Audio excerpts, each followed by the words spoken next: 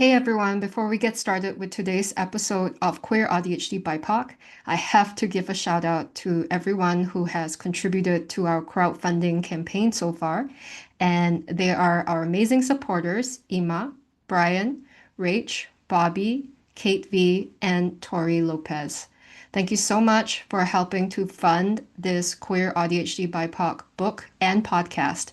If you would like to get a shout out of your own, you can go to rewilding.cc/book to contribute now. Welcome to this limited series podcast called Queer ADHD BIPOC, and there's an exclamation mark after every single one of that. I'm your host, TQ. I'm a queer, trans, disabled Chinese Singaporean ADHDer, and I'm a student of this community. This podcast and our upcoming book is to help other queer, Black, Brown, Indigenous, Asian, South Asian, Middle Eastern, and other people of color who are both autistic and ADHD feel seen, less alone, and supported while living in multiple margins. And today I am joined by Janella of Diversity in Neurodiversity. Hello and welcome. Thank you so much for sharing your time with us. Would you like to introduce yourself? Yeah, so I'm Janella, and thank you, TQ, for that great introduction. So I go by the handle Diversity and Neurodiversity, where you can find me like on TikTok and Instagram. But basically, for my platform, what I try to talk about is pretty much within my name, the diversity,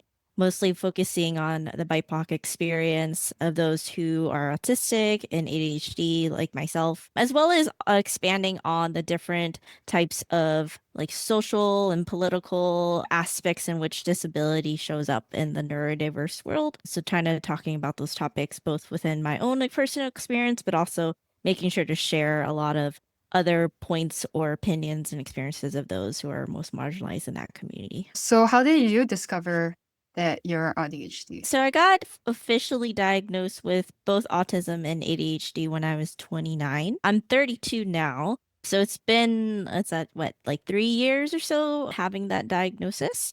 I first kind of suspected that I might be at least autistic when I was like in my early or mid 20s because one of my friends, she said she got late diagnosed as autistic. And I was like really curious because before then I didn't really know that other girls, especially like herself, who is also a person of color, could be autistic. But then because of like the similarities between her and I was like, oh, maybe this is something I could look into. But I think during that time when I was looking for research specifically on women and like how like autism might show up for those differences in gender, there wasn't that much research. But then within the last few years or so, I've noticed there's been a huge expanse in research for that demographic. But it wasn't like after until years later where I think the biggest reason that I wanted to pursue or look into a diagnosis for autism was like I had so many issues with like my relationships with people, despite trying to do my best in creating like better social communication and doing my best in like trying to understand people and what they want. And then also as far as apart from communication wise, I know there was like when I was like the biggest point where I was like, okay, I think something's a little wrong or something's different up there was when I was picking up my parents from the airport at LAX. And I think most people really hate LAX, but I was just like really overstimulated and annoyed with like how it was structured, and they were late compared to when they said they would be off, and so that messed with my head. And so I was there going around and around that LAX trying to wait for them and getting stressed out and like banging on my steering wheel, like scrunching my hair where I used to as a kid be more like hitting my head. And I was like, okay, looking at everybody else who was like frustrated, but not as obviously visibly frustrated or having what I now know was like a meltdown at that time. But after that experience, I looked into autism more specifically within women and how that showed up, and then just found it really resonate with my experiences. And then after a couple of years or so, then try to pursue a diagnosis once I got like healthcare to actually help support that. Ooh, just hearing you describe LAX, I mean, it's been many years. I'm based in Europe. It's been many years since I've been there. Any airport is the beeping and the lights, and you have to be so close to other people just to get on the plane Yeah. and be in a plane. Oh, yeah. I had a verbal shutdown a few years ago at one of the airports, O'Hare, and the white Mm. lady thought it was because I couldn't speak English. And Right. looking at my Yeah. face. Yeah. That was interesting that you were able to like pick up on it from a friend and then eventually use that starting point to pursue diagnosis. Did you find the process challenging if you're open to talking about that? Like Oh, sure. navigating the medical landscape, because I know a lot of us have like medical trauma, interacting with doctors and psychiatrists and stuff like that. Yeah, for me, I really love talking about anything like this, so I'm open to sharing. For my experience, it was somewhat, I would say I'm really fortunate in that it wasn't that difficult, but it also wasn't super easy. So once I did have healthcare, then I just looked into like how would I get an assessment, and I have Kaiser Permanente for my healthcare. And I don't know how it works for other like American healthcare systems, but for Kaiser, it was a lot of the only way you could see a psychiatrist for an assessment was to go through a referral.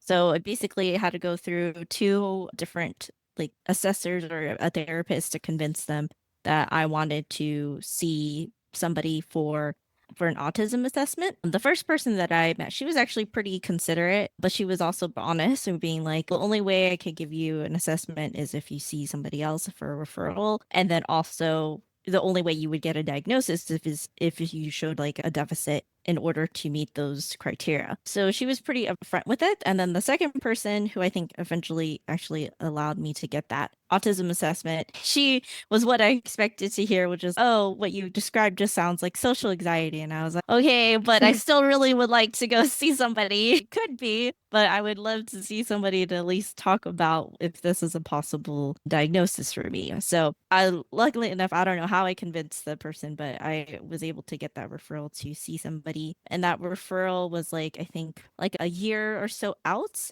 from that of that first or that meeting from that person who was referring me. And I know for a lot of people, like waiting is usually like a deterrent for them to want to get a diagnosis, but I always try to talk in my videos that it's actually a really helpful way for you to process during that time between the assessment because there's a lot of information about your childhood, about your upbringing, your relationships that you're going to have to talk about in your assessment. And I think having that time allowed me to really prepare and think about my past, my relationships, how those might have been affected so I could give examples that meet those criteria. And then for me, I used the Embrace Autism website. They have a specific page that broke down the autism criteria from the DSM in a more simplified way. So I actually use that as a template to anytime I had a thought, I was like, oh, that this might meet this criteria, this might meet this criteria. I just took notes on it, as well as all those online tests that you could take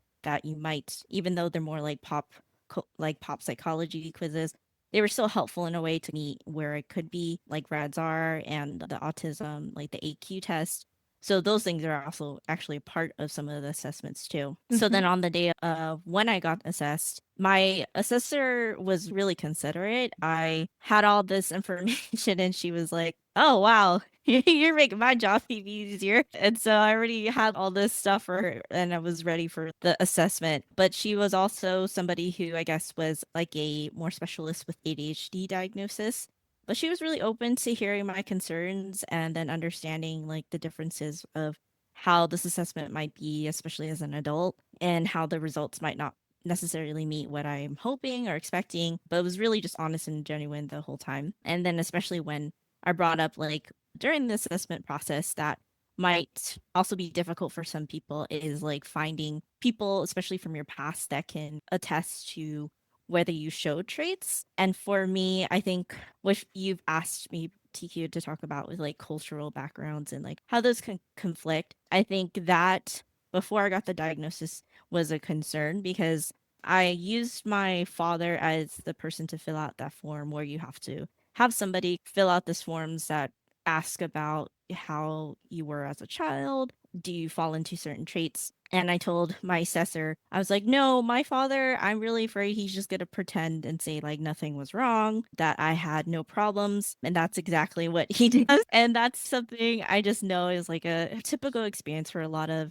Asian Americans or Asian communities of where even though there are definitely mental health problems, mental health issues in the Asian community, we like to just bury it or sweep it under the rug, because it's like this whole thing of embarrassing your family, or if you expose all these other natures of yourself, then it's like a reputation of your family. And so I think for my parents too, with their upbringing, like any type of quote unquote weakness that doesn't necessarily emote to like perseverance and strength, that a lot of immigrant families tend to really try to advocate for, try to push as part of that experience, they didn't really acknowledge that. So even though there's definitely mental health issues in my family that I also grew up with encountering with my immediate family, they were like, no, you don't have a problem. Why do you want to label yada? So it's, yeah, that's what happened with my dad. But she was very considerate, and like she told me that too once we went through that whole process of the assessment.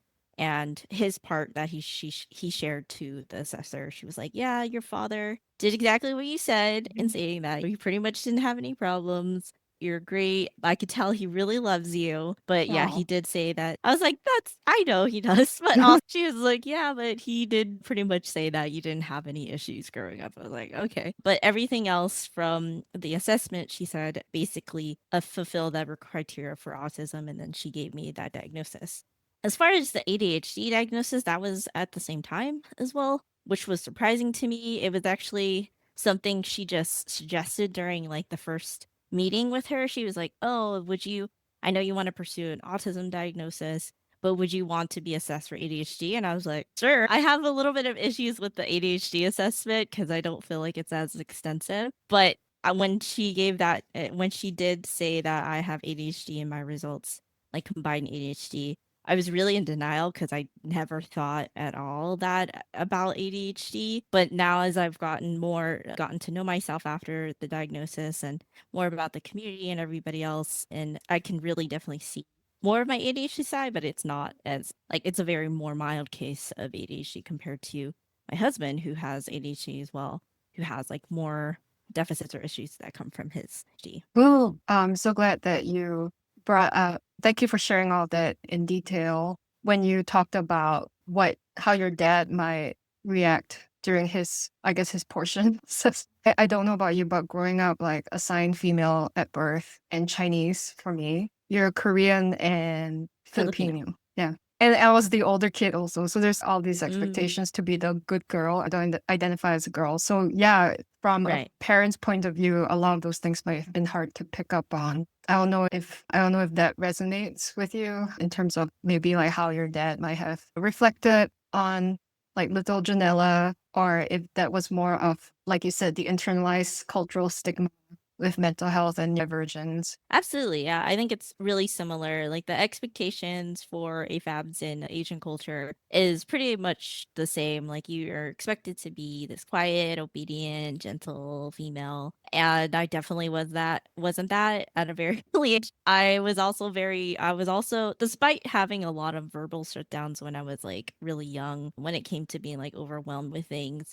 I was also really vocal about stuff, like opinion wise. So I was definitely somebody who talked back to my parents, which is also a big, huge no no in Asian culture. Definitely not disrespecting your parents. So it's just really funny too when my dad's, oh yeah, she was perfect. Where I was like, growing up, that was definitely not what I heard from him. I've had all those issues of I was disobedient, I'm such a terrible daughter, or you're so disrespectful, blah, blah, blah. Yeah, it was funny on that end. But yeah, I think a lot of those expectations, like I'm actually the youngest in my family compared to my two older brothers who are 6 and 7 years older than I am. Wow. And I was actually like, the reason why there was such an age difference is because I was actually like a surprise. Like my parents weren't expecting to have another child. And then knowing that I'm the youngest too and the only daughter, I mean, my parents, as the youngest one, they did tend to spoil me, but they also had those strict expectations on me as a young woman, being like, you can't do this, you can't do that,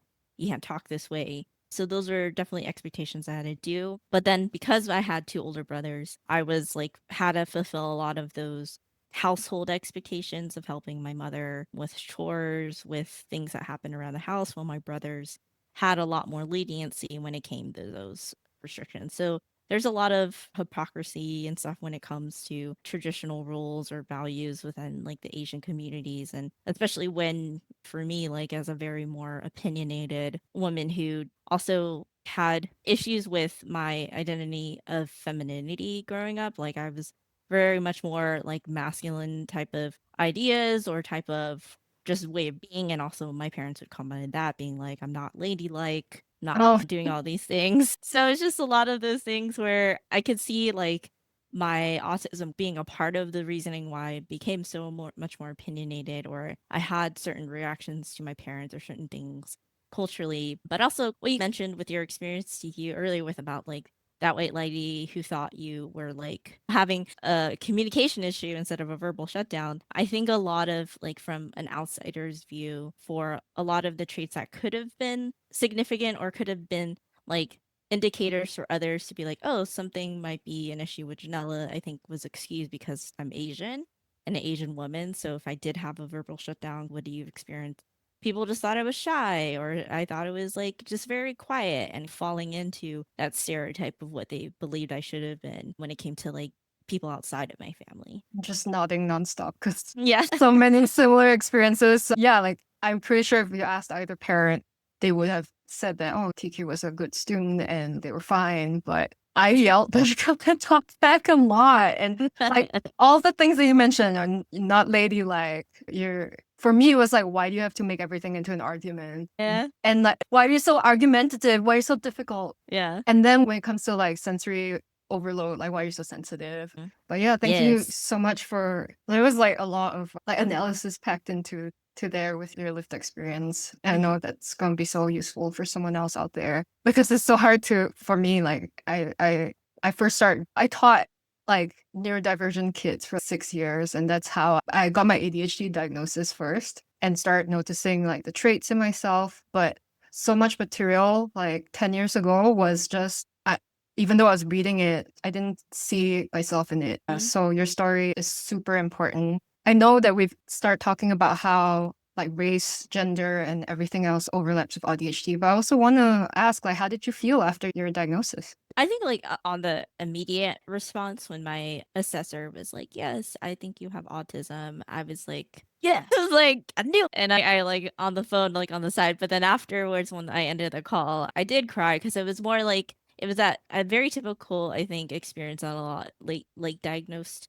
people get, which is, oh wow, this is the answer, but also I'm so confused of, is this actually, am I really actually autistic? Is this the way to go? How else am I gonna, what should I do now moving forward as far as getting help? So there was a lot of questions and like unanswered questions that I still had about myself and things in my past, and just in general, like going back to the assessment with my parents, like before that, when I was also trying to be like, oh, I might, telling them I might be autistic, and them being like, no, you don't have that. You need to not be into like labels and all those things. But then once I actually got the official diagnosis and had the professional to do that evaluation, then they're like, what kind of this assessment's so lame? It was just these questions, and I don't know how you could diagnose somebody from this. I'm like, oh my gosh. So it's like either you don't care, you don't believe me if I don't have it, and when I do have the diagnosis, you still don't believe me. It's definitely gotten better, or at least more, I think, understanding. I think there's still a little more like, oh, okay, you and your autism when I talk about it. But I think talking about it more, especially in perspectives of like how I think my father's the one who is actually autistic, and how I also have certain other traits from my mother, who I think has more like OCD or definitely anxiety, which I definitely got from her, that they're a little bit more open because of my immediate family who has bipolar disorder and schizophrenia. So I've definitely grown up in a space where I had to deal with like neurodiversity and those like kind of effects when it comes to this environment, this language experience from more like a third person view rather than my own personal experience. Same, very neurodiverse immediate family. And when I reflect and I go out and interact with like neurotypical people, I'm like, huh. But when you grow up and that's all you've ever known, you think that that's normal or that's neuronormative for you. And then you Yeah. interact with other people and okay, there may be something going on here. But I think that's really interesting how your family responded to the forms and the assessments. Yeah, and I also hear their relief. And I don't know for you, like because you mentioned crying, I guess like the release, right? I know Mhm. a lot of folks have grief for the Mm, years of not knowing what the hell was going on. yeah.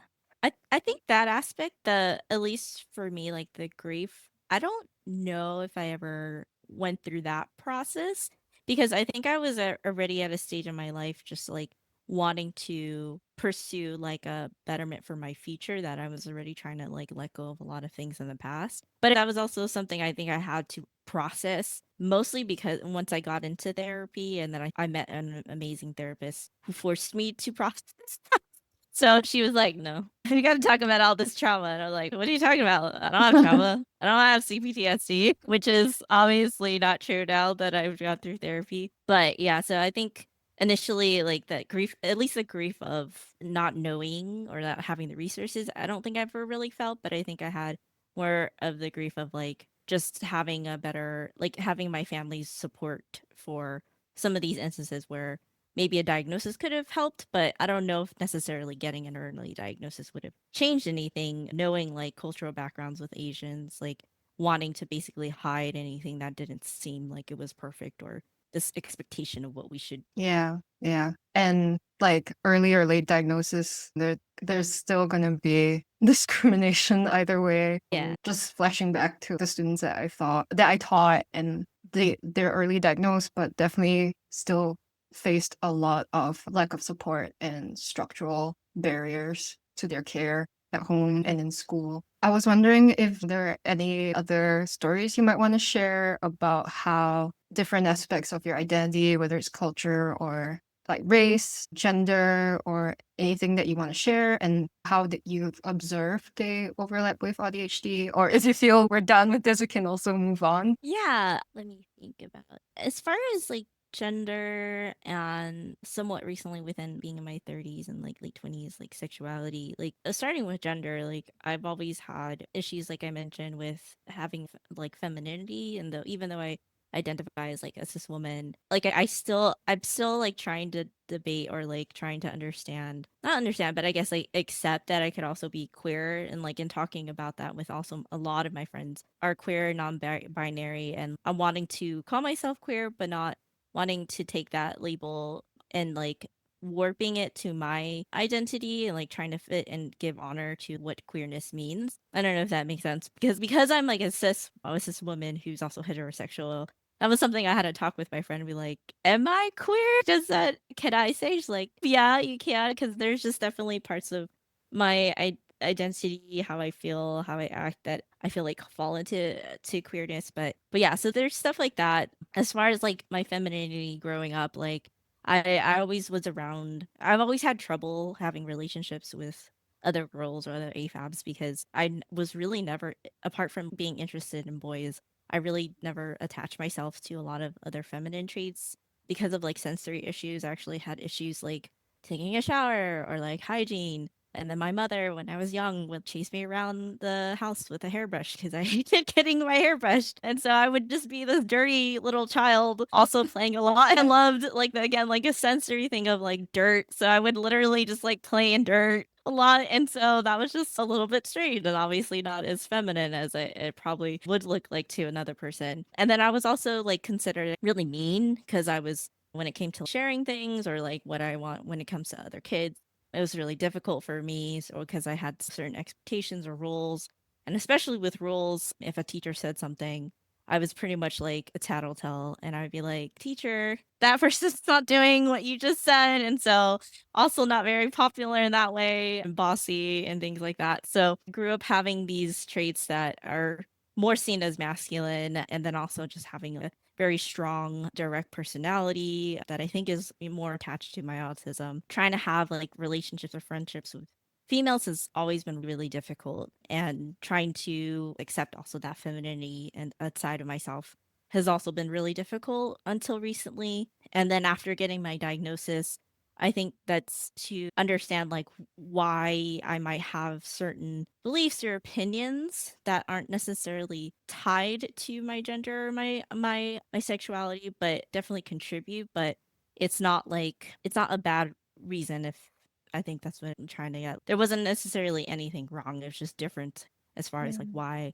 I wasn't acting in this expectation. So I've become a lot more confident with that, and also with my looks and how that I present as a feminine person, but also I guess I would be more like agender or stuff when it comes to like how I dress, how I act, and things of that nature. But when it came to my sexuality and just how I feel, like I think like in the last few years, I've definitely been more, I was exploring whether I was asexual at a point because of just a lot of sensory issues when it came to being intimate. But then it was more that I realized I was like on more of the spectrum of being like demisexual. Yeah, there was a lot of discovery within the last few years about that because of my diagnosis that helped me to really discover a lot of these parts of myself and have better understanding. Yeah, thanks so much for sharing all that. Okay, firstly, the image of like little Janella running around the house and this wild, dirty child. That's adorable. Yeah, my mom would call me, she would say I was a bruja, Oh my which is gosh. basically like a witch. So like being, because my hair was so disheveled and like I was dirty, she would call me a bruja. She's, you look like a, I was like, all right, cool. I'm just gonna go back outside and play with some dirt. Oh, and the other thing was I'm not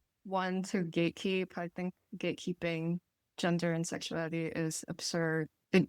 At the end of the day, how you identify is up to you. And I just tell my students like there's 8 billion people on the planet, like 8 billion brains, 8 billion ways of existing in your body, in your gender, 8 billion, maybe 8 billion genders. No one presents gender the exact same way as the other person. Yeah. So thanks for sharing all of that. Would you like to share with the audience how you navigate AuDHD in your daily life? Has your diagnosis allowed you to have like, I think you mentioned in some of your TikToks, like you have like some accommodations at work. What does that look like? Does it help? Because I know for me, I struggle a lot. I don't know if you do in-office work, because like I struggle a lot working in an office. But yeah, like what does AuDHD look like for you in your daily life, relationships, career? So I work time in academia, but as a like a support service, like tutoring. And my job is actually to manage and supervise like the student workers. So it's actually funny enough not something you would think somebody who's autistic would do because it's a lot of interpersonal interactions, a lot of communication that I have to do on a daily basis. But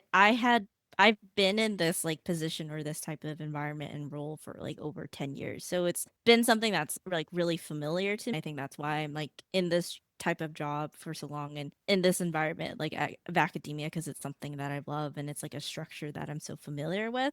So it has that routine and structure and understanding that I am really familiar with and enjoy. And like for so I think that helps my autism and both my ADHD because it allows me to be in a structure and routine that I already know so well and know how to handle.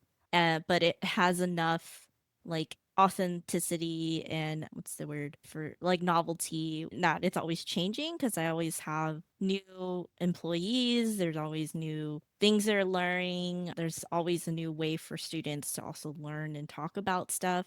So it's never really completely the same where it boards my ADHD. As far as office work, I definitely do some office work. I feel like for me though, I've always, because of my autism, I've enjoyed doing that kind of very dull stuff of paperwork and emails. Like I love sending email because I'm like, oh, I don't have to talk to you in person. Let me give Yes. you all this information in writing. So I really enjoy that. But yeah, the interpersonal stuff is something that I've had to learn how to do to get used to. But I have done it, I think from my experience as being like an autistic person, it's also helped to channel some of that to do my job well in interpersonal skills because I've had to basically study in order to just be able to have relationships. Like I like always looked into psychology and studied people's behaviors and mannerisms and how to talk to people. So I think I have a level of really good communication and interpersonal skills with others because of having to have to do that for myself as an autistic person. So I think I do really well with my job, with my students and or the employees that I have in maintaining that like very professional but still open relationship to helping these young people who are still trying to figure themselves out and wanting some kind of like guidance or advice. That's been part of the most rewarding job. Part of the job is just like helping, giving a safe space for my employees to grow as like people and what they're learning. And then apart from my job, I am also married. I've been with my husband for 9 years now. But with romantic relationships, that's also something I very much struggled with growing up and had a lot of issues. My husband is literally the only guy I've been with for this many years. And before that, my relationships were very much, oh, I was with this guy for 3 months and then something shitty happened. And then as far as like friendships or things like for my day to day as like an autistic person, most of my close friends are long distance, and they've been people that I've been friends with for a couple of years now that I met through my content creation on TikTok and on social media. But those friendships have actually been the most fulfilling compared to the friendships I've grown up. There's one playlist I have on my TikTok pretty much talking about all the tea and shit that happened with one of the friends that I had since I was like 3, who ended up like blocking me and stuff from all her social media somewhat recently last year. And so I had to process like that. But luckily, I'm at a stage in my life where I have really great friends, a good husband, pretty much like stability within those fields. So I think that's also why for me, navigating the challenges for my autism and ADHD are manageable because everything else is stable as of now. Yeah, yeah, I really hear you about the most fulfilling friendships being like online friendships when you can find, yeah, I relate a lot to so much of what you mentioned with like friendships growing up versus like friendships now. I really don't know what we would have done with the internet and like, I yeah, being able to seek out community online. So yeah, let me backtrack here a bit. Workplace accommodations, like for anyone who might be curious about how it's not guaranteed, right? Like for everyone to get them, even with a diagnosis. So would you be open to sharing what the experience was like of like me if you have accommodations, asking for them? Yeah. Yeah. So my workplace, again, I think with all these like accommodations, my assessment, I'm very privileged and lucky, and I'm thankful for that. But I think because I work in academia and before fucking Trump administration and all his stupid stuff with trying to get rid of diversity, there is a lot more acceptance and openness to making sure we have accommodations for people who are disabled. But that process I did, I think, after a year or so of working at this job, because I found that I was actually really struggling with my fatigue. I feel like because of my fatigue and burnout, I really struggle with that as far as like my autism. I can get very fatigued and burned out from social situations and having a lot of overwhelm from not knowing what to do or not having clear instructions and expectations. From having that experience, I think like knowing what was working, what wasn't, that's why I wanted to seek accommodations. So the process for that was I reached out to our HR people, who then referred me to our disability like accommodation specialist. And then that process was to get a letter from my psychiatrist, specifically, not my therapist. Those letters that you have to get, like accommodations, have to be from a psychiatrist, at least for my experience, and I think maybe in California. So it could be different for in other states. But my letter from my psychiatrist needed to state the ways in which I had difficulties. And they needed to be specific of what I was struggling with when it came to the job, as far as why I would need an accommodation for that issue. So the issues that I put up, or I work with my psychiatrist to mention, are my social like fatigue that could happen, potential issues with not being able to fidget or have breaks in between when I'm having long meetings, or having what could potentially create a meltdown, as well as other chronic issues that I have to deal with. Like I have irritable bowel syndrome. I have, like I said, I deal with like chronic fatigue all the time because of that, as well as like in addition to my autism, things that could exacerbate those, like environments or certain things I need to be allowed to have breaks. But the biggest thing I tried to make sure I had in my accommodations was like ability to have extra remote time on top of whatever was already allowed from the university for staff, in case if it helps me to recover from any of the chronic issues that I deal with. And then to also help with my communication I put in my accommodations that the main primary way to communicate with me would be through writing. So either emails or communicating through Teams. And that meetings that I have need to have some kind of clear agenda beforehand so it could prepare me for what's going to happen in the meeting, and that for the meetings themselves to not deter from that agenda.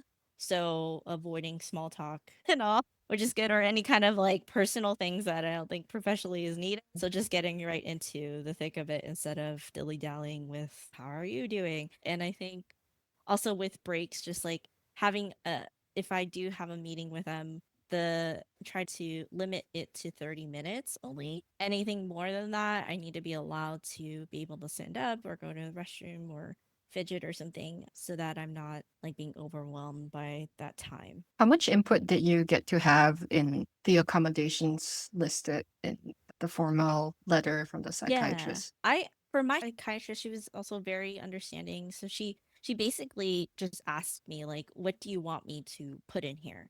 And then I will put it in a more like a formal language. But I worked pretty closely with her and what I had to do or what I wanted in that letter. And then as far as the input for my accommodations, again, I think I'm just fortunate because of my situation and what I talked about. I already had all the list of ways that I wanted to be accommodated, and that at least for the process that I went through, which might be similar for others, you have to bring up like actual like reasonable, right? Reasonable work accommodations that still allow the job to be fulfilled, and obviously needing to keep in mind the structural and procedural things that are just part of the job but that are reasonable still for me to be able to do my job for myself. So I already had those, like I think had my therapist help me to think of stuff that is reasonable. So I already had everything prepared. And I think that's why I had so much input because I already had all the materials ready for this process. I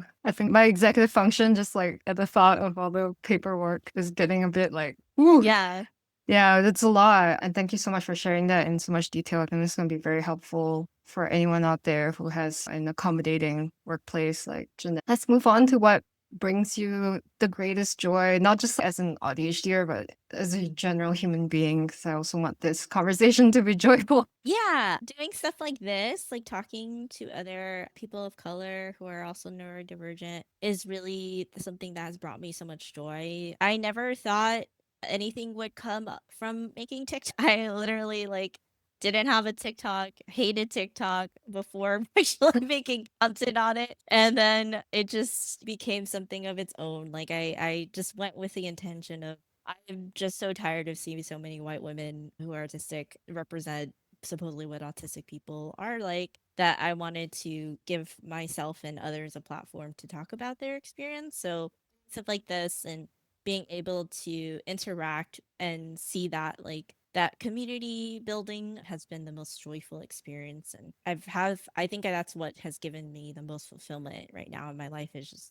finding people who really understand me who are also autistic and just like late diagnosed or just those such similar experiences, but also helping others to build their own community and like confidence. That gives me a lot of joy. It's just like helping people to find and reach their own potential and confidence apart from just like sharing my own. And then just the smaller joys in life is just like knitting and playing with my dogs, watching television. Yeah, I've definitely seen your TikToks about how you just want to be left alone to knit and crochet all day. Yeah. I think my ADHD side is very strong because like I will tunnel into crocheting for like a solid month and then I'll forget that it exists and move on to something else. Yeah, I don't know if you've ever found the contradictions of ADHD and autism to be confusing Yeah, that's a good question. to experience Yeah. within one human being. Yeah, I know that's something very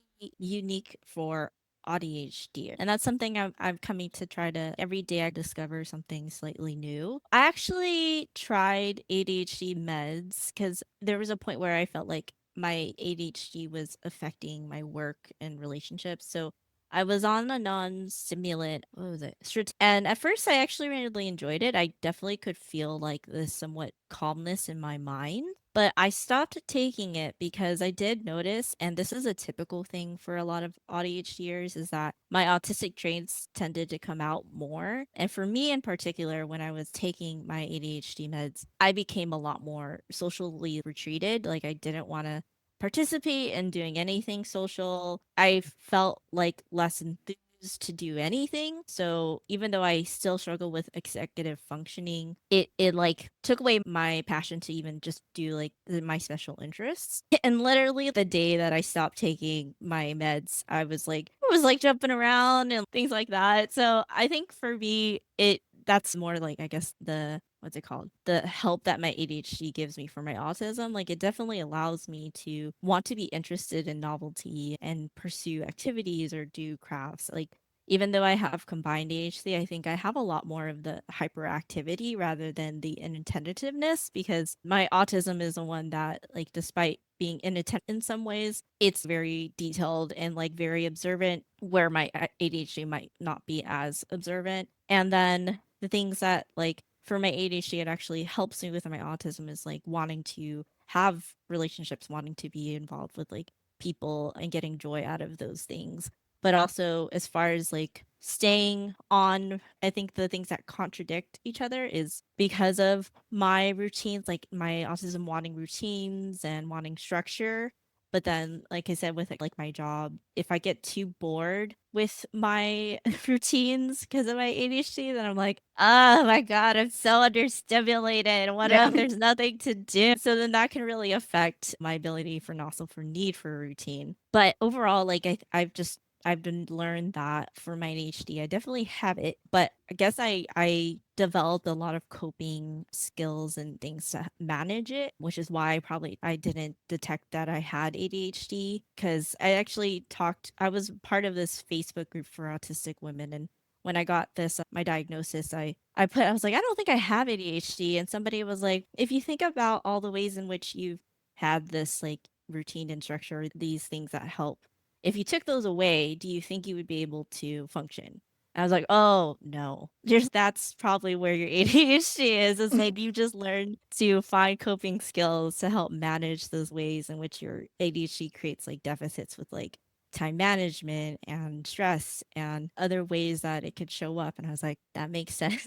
That makes sense. Yeah. Yeah, definitely have the whole I need my daily routines, but then sometimes I just get so bored of them that I need to throw them out and just have a Yeah. completely new one, new routine for getting out of bed or going to bed, things like that for sure. So, what's the biggest thing you want other newly diagnosed or questioning ADHD, BIPOC folks to know, to help them feel less alone? Or conversely, you could say if you could go back in time and your most confused self, something to help them feel better, what would you say? I think the biggest thing that's helped me and what I think when it comes to the stuff I talk about and has helped others is really understanding the intersectionality of my identities. It's really been helpful to unpack the layers in which my race, my gender, my autism all help each other, but also how they still affect each other, whether it's positive or negatively. So I would say, like, for other future people, BIPOC and neurodivergent people who are in this